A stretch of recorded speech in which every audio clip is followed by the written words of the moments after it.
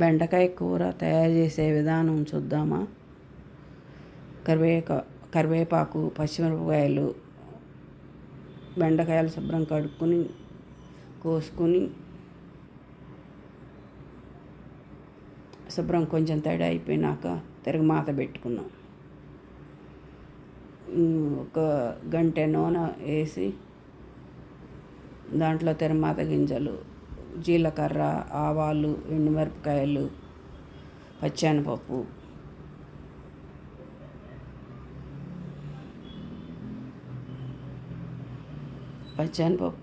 ఆవాలు,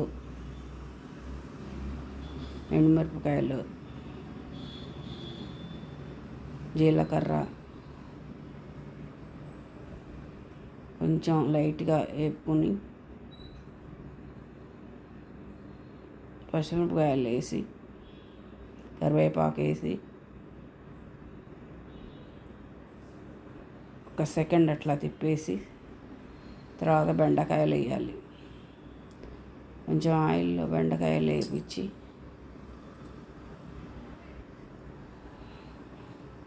కొంచెం వేపుతూ ఉండాలి. అట్లా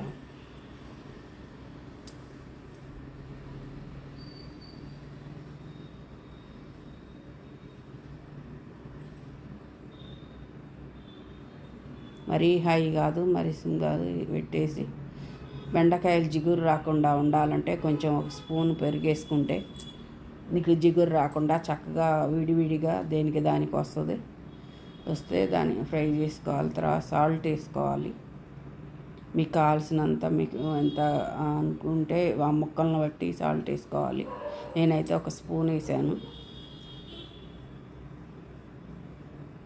స్పూన్ వేసి ఒక 5 minutes అట్లా పెట్టిన తర్వాత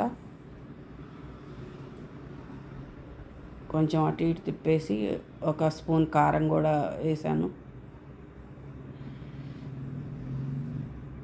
మళ్ళీ కొద్దిసేపు అటు ఇటు తిప్పేసి చక్కగా 5 minutes అట్లా ఉంచేస్తే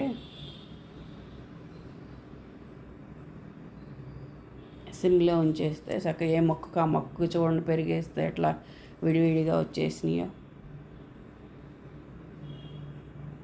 వీలైనంత వరకు బాండీకి అంటుకోకుండా కొంచెం తిప్పుతూ ఉంటే ఏం చిదురు కాదు. మామూలుగా అయితే చీకటి వచ్చి అంటుకుపోయి కొద్దిగా అంతా ముద్దగా వస్తుంది. కానీ ఈసారి చూడండి చక్కగా ఆరబెట్టేసి కొద్దిసేపు కడిగి ఆరబెట్టేసి ఆరిన తర్వాత తిరగమాత వేస్తే అట్లా కొంచెం పెరిగేస్తే చక్కగా ఫ్రై కాకుండా అటు ఇది కాకుండా ఎక్కువ నూనె కూడా పీల్చలేదు, పొడిలాడుతూ వస్తుంది. బాగుంది కూర చూడటానికి కూడా.